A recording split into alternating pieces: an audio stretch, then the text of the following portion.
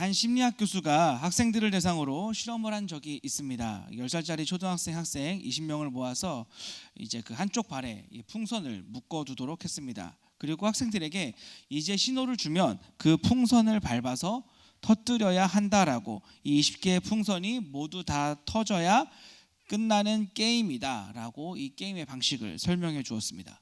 어떻게 됐을까요? 이 신호가 떨어지자마자 서로 다른 사람의 풍선을 터뜨리기 위해서 막 뛰어다녔고, 그 장소는 금세 아수라장이 되었고 1분이 채 되기도 전에 모든 풍선이 다 터졌습니다. 재밌는 것은 이 교수는 한 번도 남의 풍선을 터뜨려야 한다든지 가장 마지막까지 풍선을 지킨 사람이 이긴다라고 하는 말을 한 적이 없다라는 것이죠. 그저 이 게임의 목적은 20개의 풍선을 모두 다 터뜨리는 것이다 라고만 얘기했을 뿐인데, 학생들은 그 설명을 들으면서 거의 반사적으로 어떻게든지 남의 풍선을 빨리 터뜨리고 내 풍선을 오랫동안 지켜야 한다라고 생각을 했던 것 같습니다. 삶을 경쟁으로 생각하는 이 학생들에게 이 게임의 목표를 그렇게 이해하는 것은 당연한 일인지도 모르겠습니다. 오후가 돼서 이 교수는 똑같이 10살 된 20명의 다른 학생들을 모았습니다. 똑같이 10살이고 또 똑같이 20명이었지만 이 학생들은 게임에 임하기 전에 이 협동에 대한 교육을 막 마치고 온 친구들이었어요. 그리고는 똑같이 게임을 설명해 주었습니다. 그리고는 신호를 줬습니다. 어떻게 됐을까요? 서로 눈치만 보다가 한 학생이 옆에 있는 학생에게로 가서 자기 풍선을 꽉 잡고 이렇게 말했습니다. 밟아. 그러자 옆에 있는 학생은 그 풍선을 밟아서 터뜨렸고, 또 똑같이 자기 풍선을 들고 가서 잡아주면서 옆에 있는 학생에게 밟아라고 한 겁니다. 서로 자기의 풍선을 밟으라고 내어주고 마지막 풍선까지 터지면서 게임은 끝났습니다. 이 협동에 대해 교육을 받은 아이들은 이 아이들의 관심은 경쟁이 아니라 협동이었던 것이죠. 누구 풍선이 남는가, 누가 이 제일 끝까지 자기의 풍선을 남기는가, 이런 것들을 생각하지 않았기 때문에 그냥 하나씩 자기가 잡아주고 다른 사람들이 터뜨리게 했던 것입니다. 거기에는 조급함도 없었고 거기에는 어떤 치열함도 없었습니다. 마지막으로는 이제 이 두 그룹을 한 데다가 모아놓은 것이죠. 그러니까 10살짜리 아이들 40명이 한 반에 들어가 있는 겁니다. 그리고 똑같이 게임을 진행했습니다. 어떻게 됐을까요? 경쟁을 시작한 아이들에 의해서 이 협동을 했던 아이들의 모든 풍선이 터지고 그 자리는 아수라장이 됐습니다. 저는 이 실험을 보면서 이 세상을 믿음으로 산다는 것이 이러하겠다라는 생각이 들었습니다. 무슨 말이냐면, 세상 사람들이 보기에 우리 하나님 나라 백성들의 이 삶의 방식은 너무나도 약한 것처럼, 무력한 것처럼 보인다라는 것이죠. 하나님 나라 백성들이 하나님 나라를 바라보면서 서로 경쟁자로 생각하기보다는 서로를 동역자라고 생각하고 또 서로를 또 다른 내 가족이라고 생각을 해서 서로에게 양보해주고 또 서로를 돌보고 배려하고 희생하면서 이 복음의 은혜를 나누면서 감격을 나누며 살려고 하지만, 정작 강한 자만이 살아남는 이 세상은, 서로를 잡아먹기에 바쁜 이 육식 사회인 이 세상은 약해 보이는 그런 우리 하나님 나라의 백성들을 가만히 놔두지 않는다라는 것이죠. 하나님 나라의 가치관대로만 이 세상이 바뀔 수 있다면 정말로 너무 좋은 세상이 되겠는데, 이 바뀌지 않은 세상에서 이 하나님 나라의 가치관을 가지고 살다 보면 그것은 정말로 많은 희생을 각오해야 할 것입니다. 그리고 저는 지금 여기 계신 모든 분들이 그 희생을 이미 각오하며 살고 계시고 또 그 희생을 하면서 지금 여기까지 오셨다라고 생각합니다. 이러한 현실은 오늘 우리가 읽은 이 야고보서에 이 야고보 사도가 사역하던 당시에도 마찬가지였습니다. 많은 악한 자들이 흥하는 때였고, 예수님을 믿는 사람들은 예수님을 믿는다라고 하는 이유만으로 손해를 넘어서 박해와 고난을 당하던 시대였습니다. 따라서 이 야고보 사도는 이렇게 믿음을 지키며 힘겹게 사는 성도들에게 5장 1절부터 6절까지의 말씀을 통해서 세상에 악한 자들이 부자가 되고 세상에 악한 자들이 형통하는 것을 보거든 절대로 낙심하지 말라고, 그들이 형통한 모습을 보더라도 절대로 마음에 위축되지 말라고 말한 후에 오늘 본문인 이 7절에 말씀하시기를 길이 참으라 라고 말했습니다. 그리고 길이 참는 것이 어떤 것인지 이 길이 참는 자의 본으로 오늘 11절에 욥이라는 사람을 소개하고 있습니다. 혹시 여러분들께서는 이 욥이라는 사람에 대해서 어떻게 생각하시나요? 저는 개인적으로 이 욥이라고 하는 사람은 참는 것과는 거리가 먼 사람이라고 생각합니다. 왜냐하면 잘 참는다라는 것은 아파도 소리내지 않고, 힘들어도 힘든 척하지 않고, 어려워도 내색하지 않고, 오히려 힘들고 어려운 중에도 태어날 수 있고 침착할 수 있는 게 잘 참는 것일 텐데, 우리가 아는 욥은 그렇지 않다라는 것이죠. 욥은 너무 고통스러워서, 그리고 너무 힘들어서 자신이 태어난 날을 저주한 사람이고, 왜 자기만 고난을 받아야 하느냐고 하나님과 대면해서 좀 따져 묻고 싶다라고, 하나님께 자신을 좀 만나달라고, 내가 얼마나 정금과 같이 결백한 사람인지 하나님께 증명하고 싶으니까 하나님께 제발 나를 좀 만나달라고 요청했던 사람입니다. 여러분, 이게 잘 참는 사람의 태도인가요?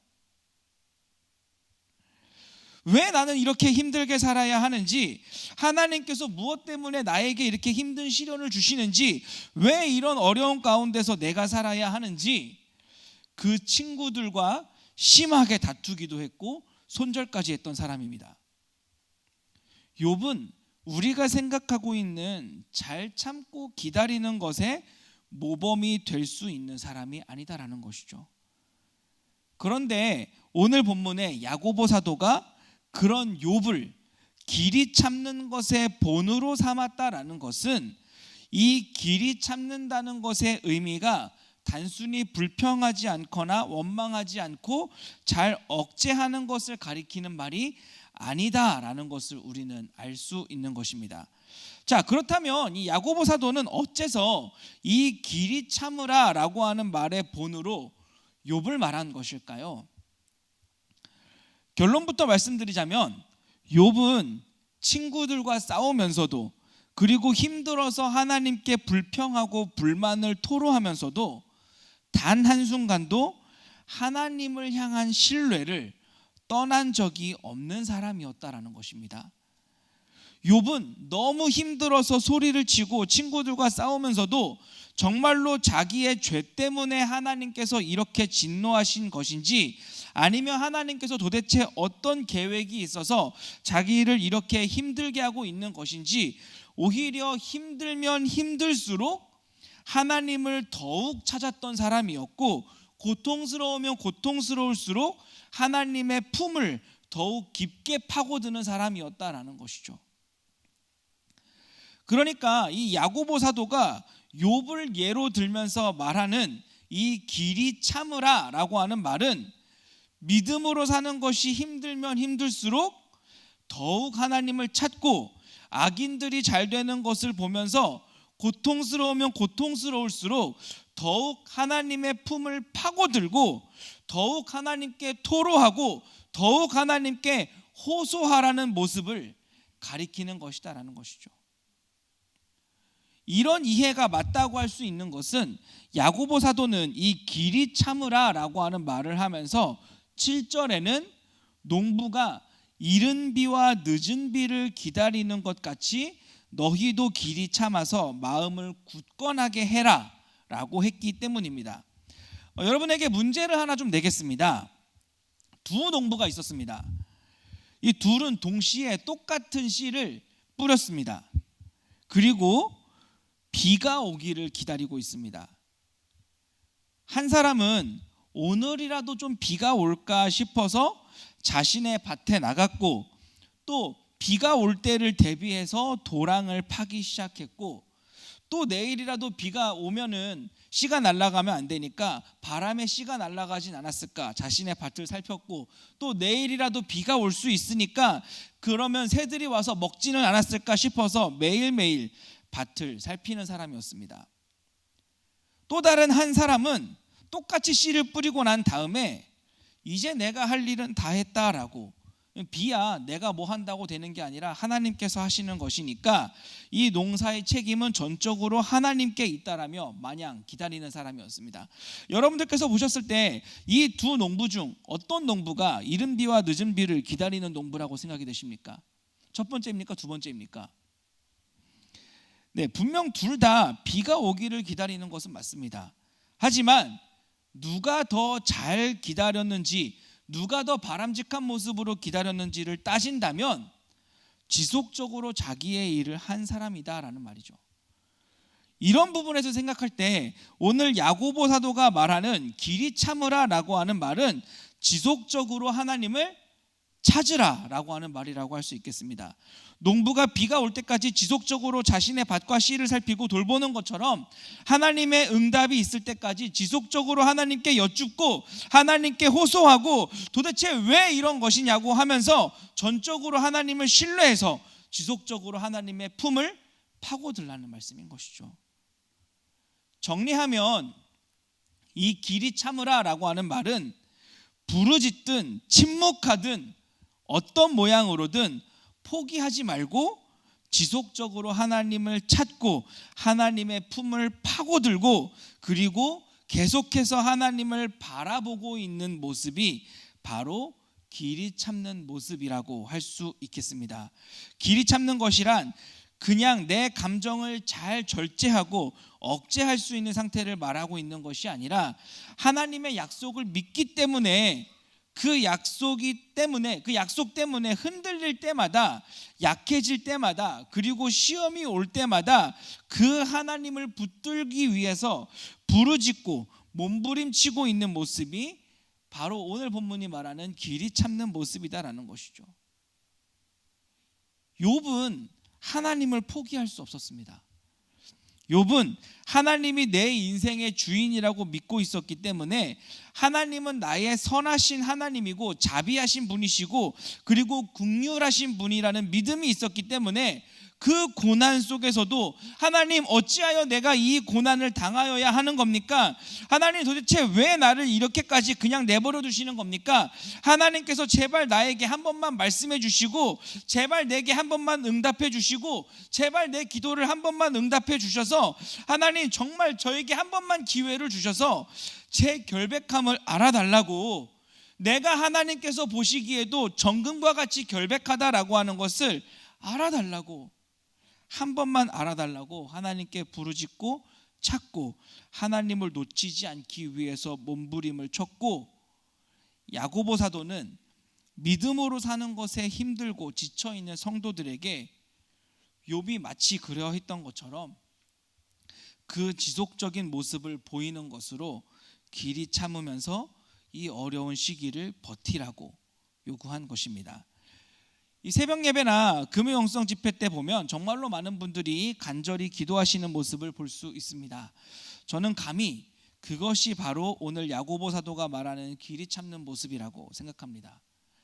너무 힘들어서 하나님을 놓칠까 봐, 정말 너무 아파서 이 믿음이 흔들릴까 봐 하나님을 포기할 수 없는데, 이 힘든 일 때문에 내가 하나님을 포기하게 될까 봐 하나님 나를 좀 붙잡아 달라고, 언제까지냐고, 왜 이렇게 힘들게 하시냐고, 도대체 어떻게 하란 말이냐고 하면서 하나님 앞에 부르짖어서 하나님을 놓치지 않으려고 애쓰고 있는 그 모습이 바로 야고보 사도가 말하는 이 길이 참는 모습이다라는 것이죠.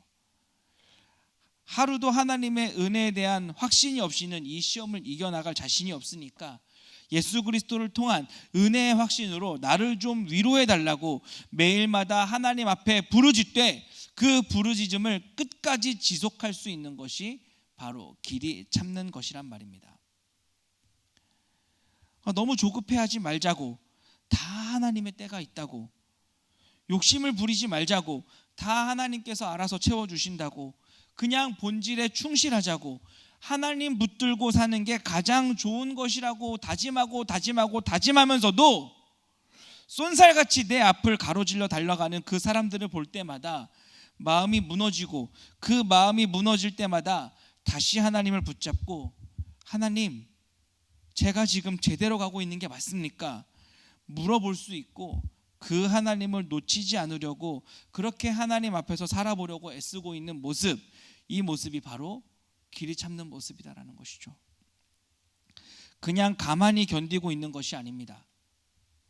길이 참는 것은 힘들어도 힘들다고 말하지 않고, 아파도 아프다고 말하지 않고, 꿋꿋하게 잘 견디고 있는 이 모습을 하나님 앞에 보이려고 애쓰는 것이 아니라, 너무 아프고 힘들어서 하나님의 위로 없이는 더 이상 견딜 수 없다고, 하나님 도대체 언제까지, 그리고 어디 계신 거냐고, 언제까지 나에게 침묵하실 거냐고 부르짖으면서도 하나님의 은혜와 위로가 아니면 소망이 없어서 그 은혜를 끝까지 앙망하는 모습, 바로 이 모습이 길이 참고 기다리는 모습입니다.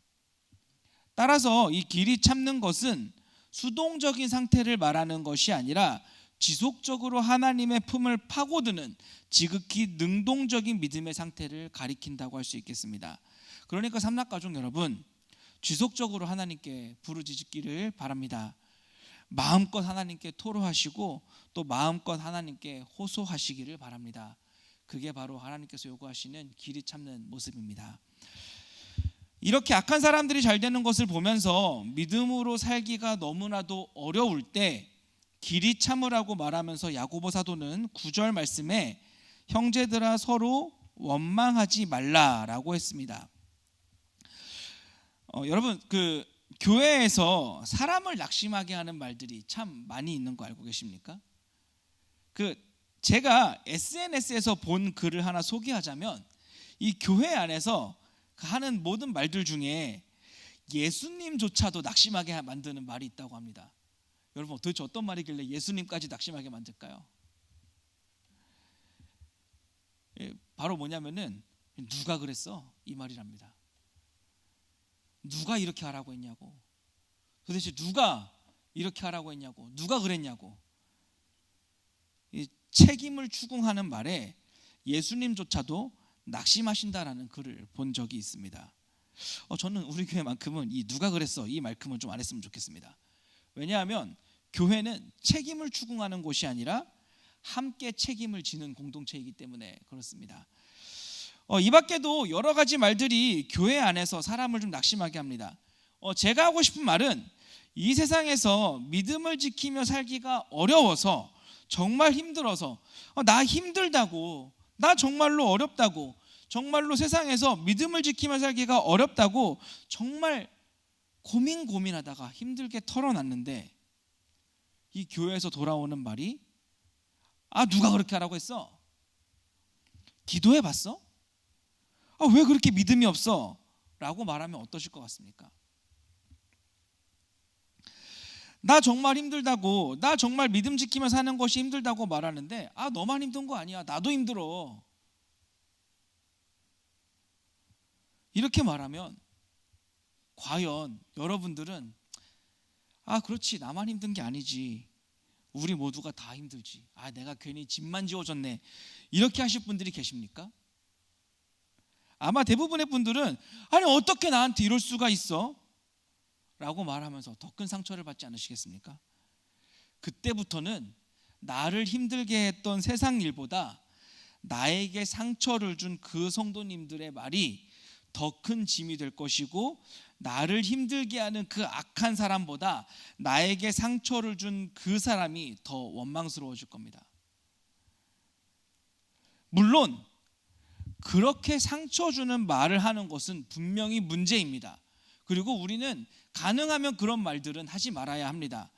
하지만 지금 제가 조금 하고 싶은 말은, 세상의 힘든 일 때문에 내 중심이 흐려져서, 내 중심이 흔들려서, 내 마음이 여유가 없어서 그 사람의 말을 온전히 듣지 못하고 온전히 이해하지 못하는 경우가 있다라는 것을 우리는 기억해야 한다라는 말입니다. 우리 공동체라면 내가 힘들 때 그 마음을 누구보다 잘 알아서 위로해 줄 것이라고 생각했는데, 오히려 그렇지 않은 모습에 마냥 자신들의 일로 바쁜 모습을 보면서 나에게는 관심이 없는 것 같은 그런 모습을 볼 때 훨씬 더 큰 상처를 받을 수 있습니다.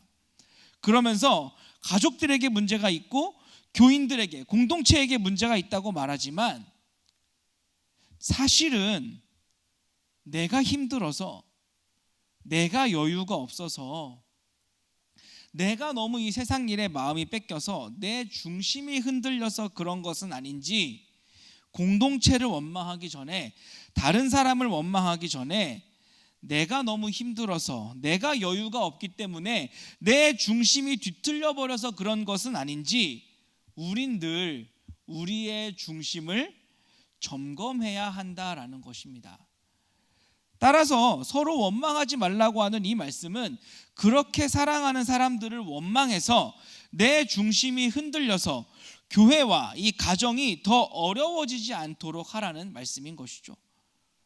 전혀 그런 의도가 아니었음에도 불구하고 이 세상에서 눌리고 지치다 보면 우리의 중심은 흐트러지고 그 깨진 마음의 조각들이 결국은 사랑하는 사람의 마음을 찌르는 일들을 우리는 아주 자주 경험하고 또 행하게 되는 것 같습니다. 사실은 아파서 그렇다는 것, 힘들어서 그렇다는 것 충분히 알면서도 사람들은 말하기를 나도 힘들다라고 하면서 서로를 원망하게 되더라라는 것이죠. 그래서 결국은 서로 사랑해야 할 사이가 서로 더 심한 원수가 되고, 밖에 있는 사람들보다 가까이 있는 사람들에게 훨씬 더 많은 상처를 받게 되는 것 같습니다. 아마 서로 힘이 들어서 그런 걸 거예요. 서로 힘이 들다 보니 하나님께 토로하며 그 중심을 지키기보다는, 길이 참으며 하나님의 품을 파고들기보다는 서로를 향해 너무 쉽게 원망하게 되는 것 같습니다. 그래서 나중에는 나를 힘들게 했던 이 일들보다는 정작 사랑하는 사람에게 받은 상처를 더 아파하고 더 힘들어하며 사는 것이 오늘날 많은 교회들의 모습이진 않나 생각해 봅니다. 따라서 참고 기다리라고 하는 이 말씀은 어려우면 어려울수록 가족들끼리, 교인들끼리 이 공동체 안에서 서로가 하나님을 더욱 붙들 수 있도록, 서로가 하나님의 품을 더욱 파고들 수 있도록 서로 도우라는 말이라고 할 수 있겠습니다. 다르게 말하면 서로가 서로에게 버팀목이 되어주라라고 하는 말인 것이죠. 서로가 버틸 수 있도록 격려하는 말을 해주라라는 말인 것입니다. 사랑하는 성도 여러분, 믿음으로 이 세상을 사는 일은 결코 쉽지 않습니다. 마치 아무도 알아주지 않는 혼자만의 싸움인 것 같고 전혀 승산이 없는 불가능한 싸움인 것 같습니다. 그래서 우리는 더욱 하나님을 찾고 더욱 하나님을 붙들어야 합니다. 그리고 더욱 우리 믿음의 식구들을, 우리 믿음의 가족들을, 우리 믿음의 공동체를 더욱 소중히 여겨야 하는 것입니다. 그렇게 우리는 서로를 향해 더욱 버텨줘야 하는 것이죠.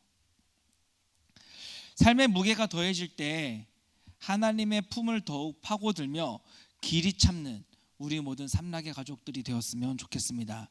그리고 이 길이 참으라는 말씀에 가만히 있기보다는 나도 함께 동참하겠다라고 하는 마음으로 서로를 살필 수 있는 우리 모든 삼락의 가족들이 되었으면 좋겠습니다. 서로에 대한 원망 때문에 세상에서 지친 성도들이 한마디도 못하는 그런 공동체가 되기보다 길이 참으라고 말하며, 서로를 향해 길이 참으라고 말하며 이 말씀에 따라 함께 버텨주겠다고, 함께 하나님의 품을 파고들어 주겠다라고, 함께 하나님께 토로해 주겠다라고 말할 수 있는 이 시간을 내가 함께 버텨주겠다라고 말할 수 있는 우리 모든 아름다운 우리 삼락 공동체가 되기를 소원합니다.